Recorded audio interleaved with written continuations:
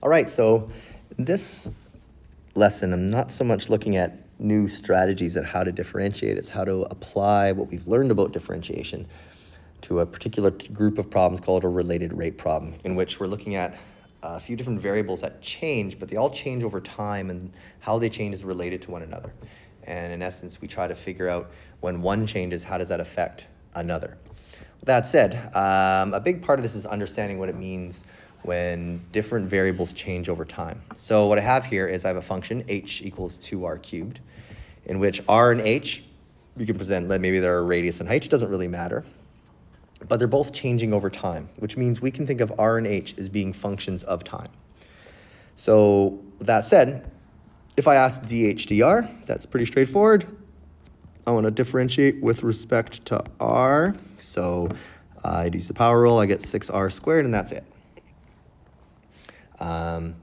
With that said, if I want to find dh dx, well, if I look here, there is no variable x. So I can differentiate with respect to x, but even if there's no variable x. But in this case, if I want to do that, dh dx, then since there is no x variable in here, essentially that r is like a constant, and the derivative of any constant is 0, so this is just 0. Okay. Now that said, I want to find the derivative with respect to time. And so I'm just going to write function h out here again because it's gone off my screen.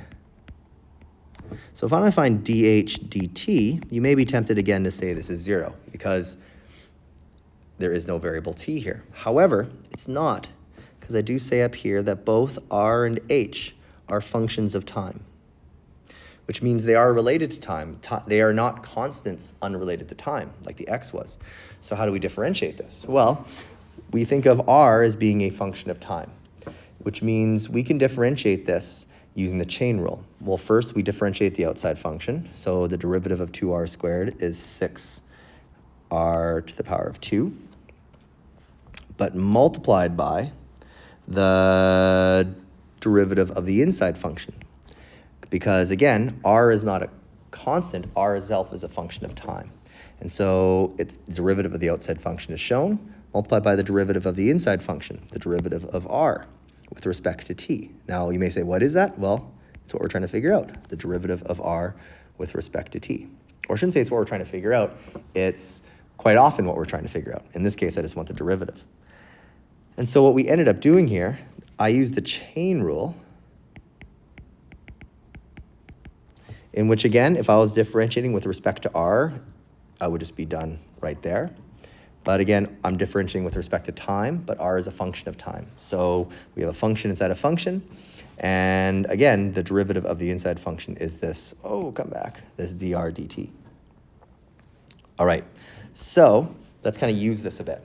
So say that dh dt equals 2. Well, let me just write down my equation from the last one. So I have dh over dt equals 6r squared times dr dt. All right, so this equation here is telling me not how r and h are related, it's how the change in r and how the change in h are related over time. That's what this is telling us. And so if I say that dh dt equals 2, I can just substitute that with 2. And if I say when r is 5, well, then I can replace this r with a 5. And now I can actually solve for dr dt. So if the change in h over time is 2 and r is 5 at this point, I can now just actually solve for this. I can isolate exactly what we see here. And so if I do that, I should get 2 equals 6 times 25, which is 150, times dr dt. Divide both sides by 150. I can say, therefore, dr over dt is 2 over 150, or 1 over 75. Now, this is still quite abstract because I never actually said what r and h are. However, I know they're changing over time.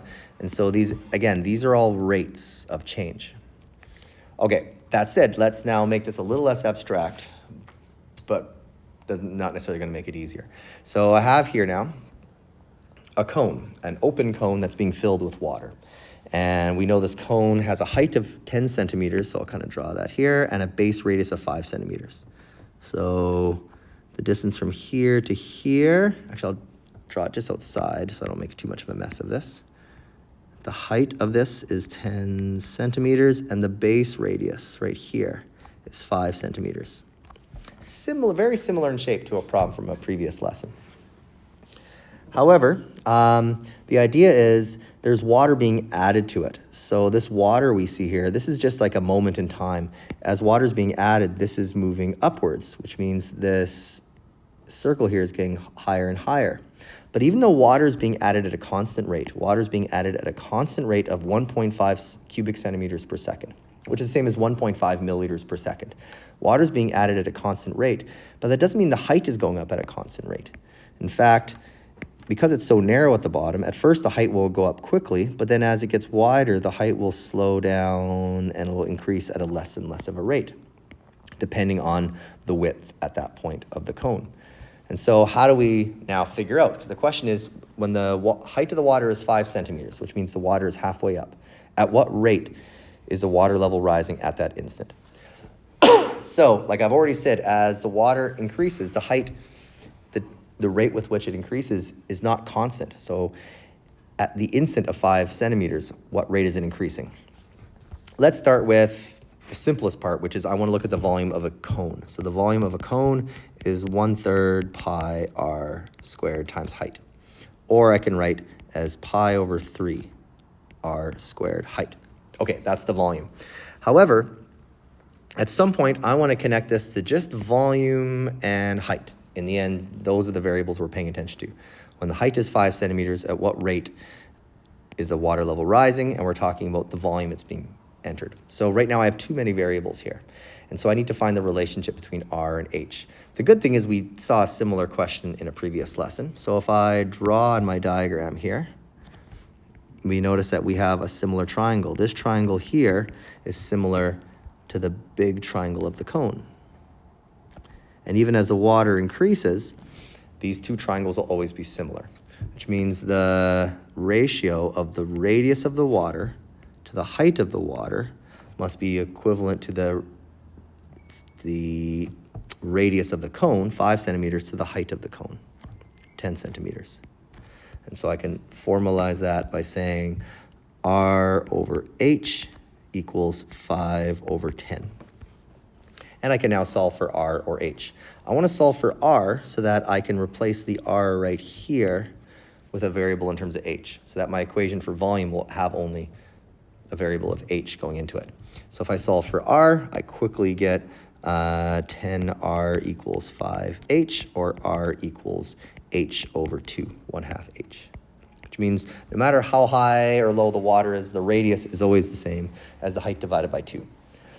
So with that said, let me take that and substitute it in here and get a new equation for volume. So the volume I'm going to say is pi over 3 times H over 2 squared times the height.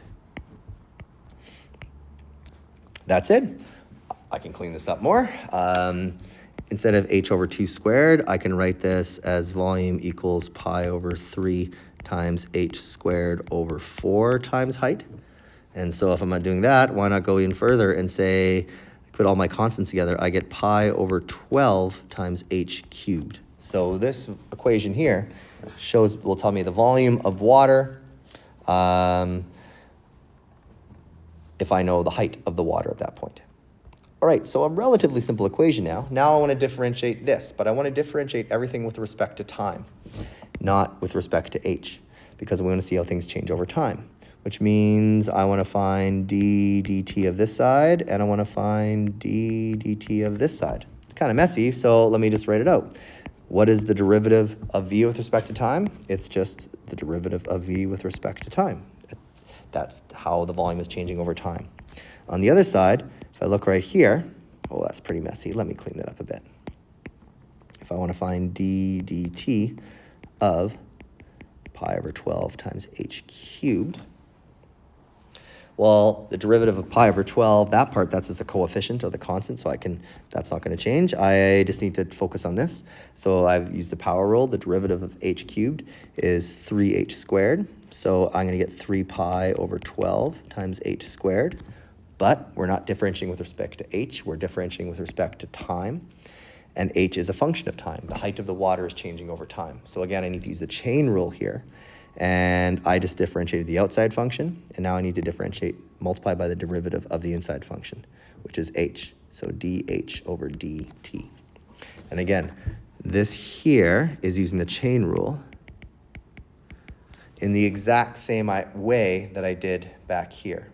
I used the chain rule right here because the radius was a function of time. What is a different idea, mainly because we're used to just differentiating with respect to x or something. But here we got a bunch of different variables happening. However, the hardest part is done, because if I look at the question now, dv dt, that's how much is the volume changing over time. The question tells you that's changing at a rate of 1.5 cubic centimeters per second. I won't write the units in. Equals, instead of 3 pi over 12, I'll write that as just pi over 4 times the height of the water. Well, we want to find when the height is 5 centimeters. So I can replace that height with 5 centimeters squared times dh dt is what we're trying to figure out. How quickly is the height changing over time? And so at this point now, I can solve for dh dt. And so if I just kind of give myself a bit more space here, I pretty quickly get to 1.5 equals 25 pi over 4 times dh dt. Divide both sides by 25 pi over 4, same as multiplying both sides by 4 over 25 pi.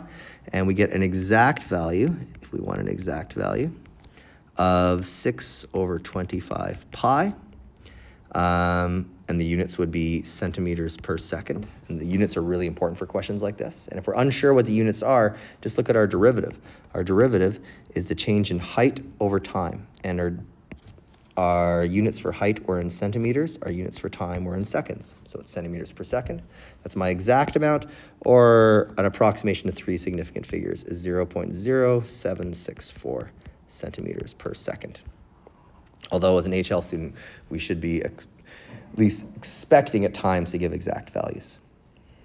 And so keep in mind, this idea of how I'm differentiating here, when I'm differentiating both sides with respect to time, this is something we call implicit differentiating. We're not, we're kind of differentiating both sides of the equation at once, but all with regards to a third variable, time, which again, everything is changing over time. All right. Last question. An airplane is flying at an altitude of 6 kilometers and it passes directly over a radar antenna. When the plane is 10 kilometers from the antenna and heading away, the radar indicates the distance between the airplane and the antenna is increasing at a rate of 400 kilometers per hour.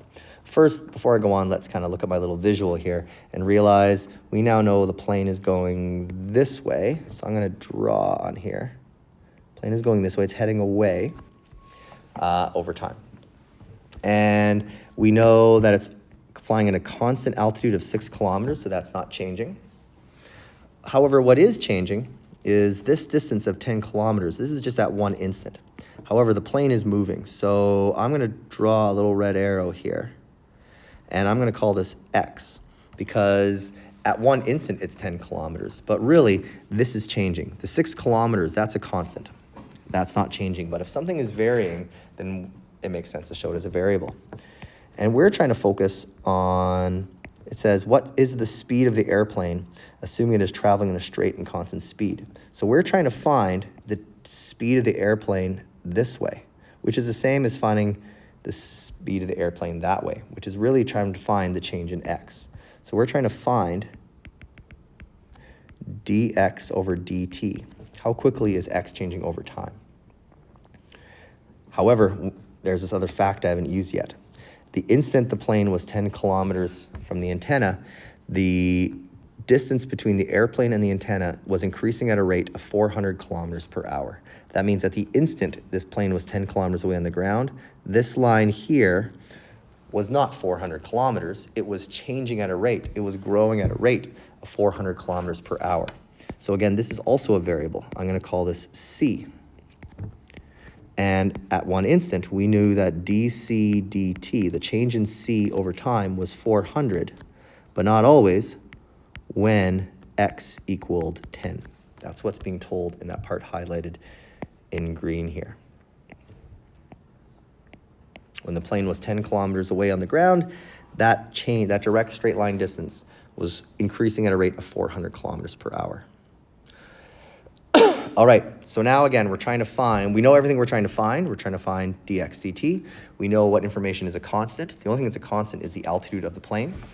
And we also know that it is traveling at a constant speed. So that's it, we don't know the speed. But we also know that x and c are not constants, they are changing. So we need to now think of an equation that can put all this together. In the last question, it was a combination of the volume equation and some work with similar triangles.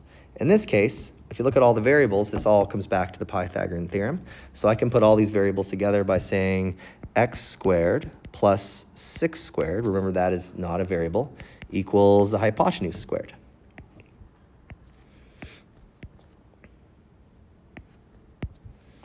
All right, that's an equation that puts everything together.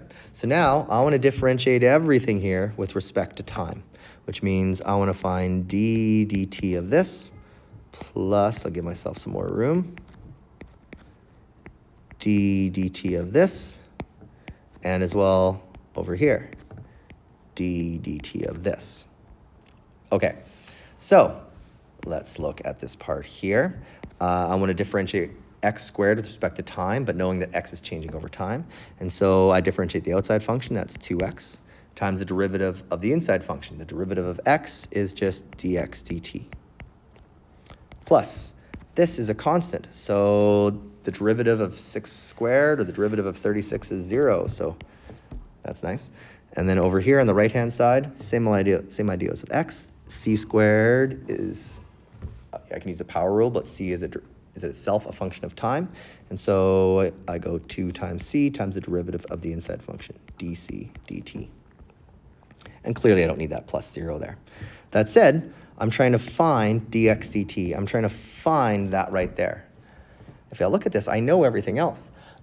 So I could start substituting values in right now. I'm just going to this time just choose to kind of solve for dx dt first. So if I isolate dx dt, then I have just 2c times dc dt divided by 2x.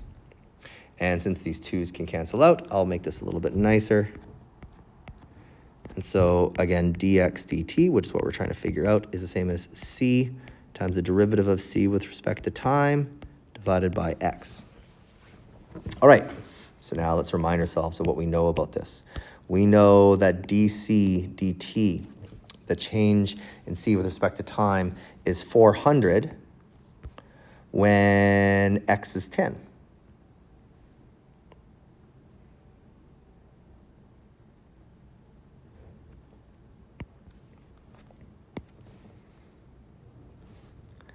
That said,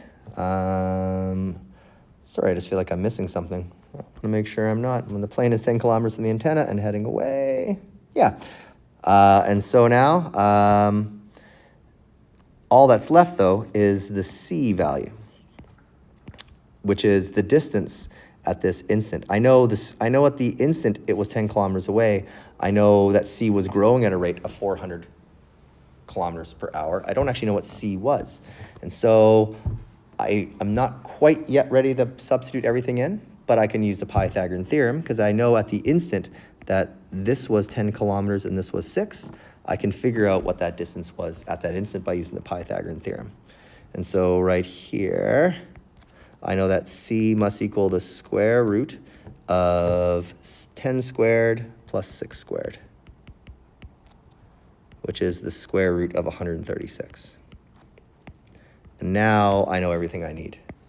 So now I can say this derivative is the square root of 136 times the derivative of c with respect to time, which was 400, divided by the instant when x was 10. With that said, I can definitely simplify this down to just 40. And so as an exact answer, I get 40 times the square root of 136, which is in kilometers per hour. If I want to approximate it to 3 significant figures, I get about 466 kilometers per hour. All right, so before I wrap this up, this is one of the more classical applications of derivatives. It's also one of the more difficult ones for a lot of students, which I understand why. And in a course like this, where we have a lot of material to cover, expect questions like this to take a bit more time than other ones we've done.